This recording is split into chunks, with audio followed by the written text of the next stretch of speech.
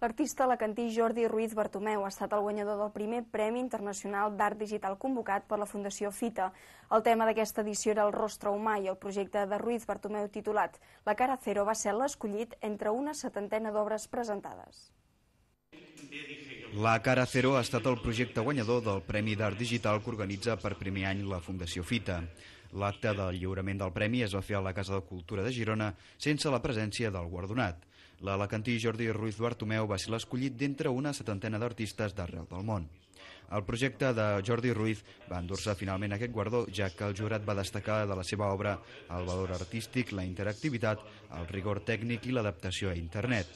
Aquesta primera edició del guardó d'art digital estava dedicada al rostre i al seu tractament a partir dels recursos tècnics informàtics i la seva qualitat plàstica.